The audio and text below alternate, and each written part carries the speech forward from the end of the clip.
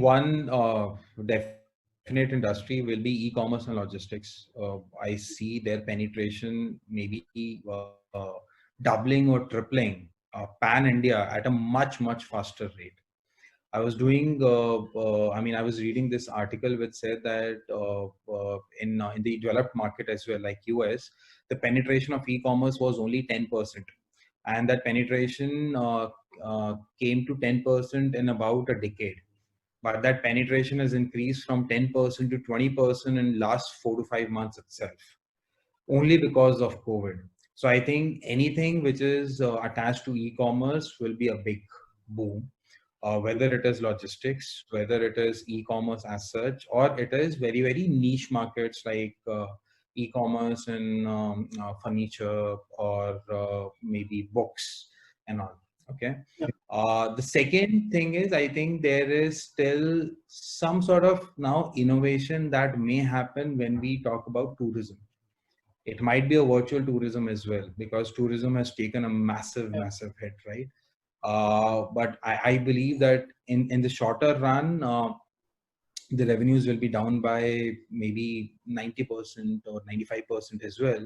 But eventually there needs to be some or the other innovation coming in, which basically ensures that that whole segment of tourism and all actually scales up. Okay, how, I don't have really an answer, but maybe that's a problem to be solved. Correct. The third is obviously online education, the online webinar. So all these tools existed earlier as well, the webinars, the Google Meet and all.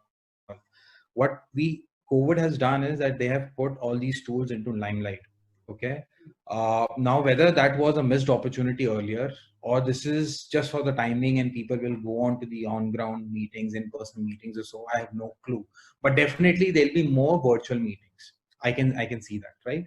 Now, when that is happening, obviously the online interactions with the industry leaders for B schools will also increase, because there will be non-essential travel, and the B school interactions at this point in time comes into that support function. It's not the core business.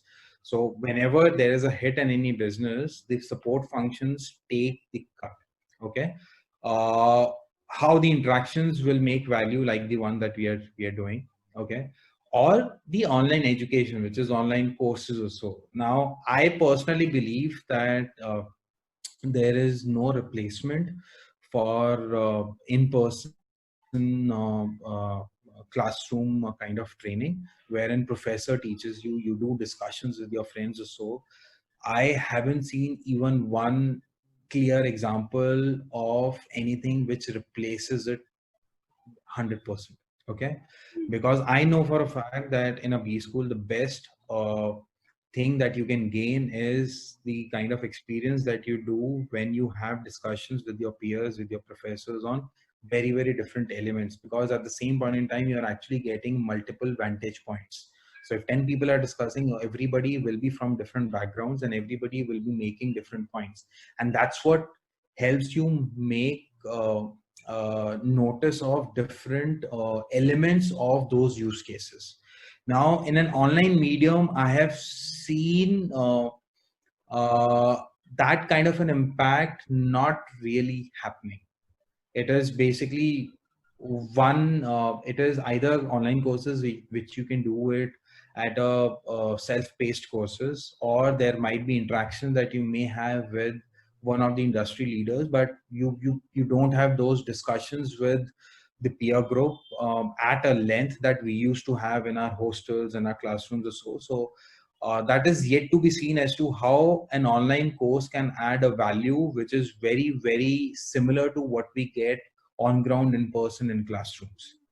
So that is one area. Definitely the online edtech per se industry is booming, but within that industry itself, we need to basically see how it is more thought provoking. That's the element which is missing in the online courses or online learning. Yeah.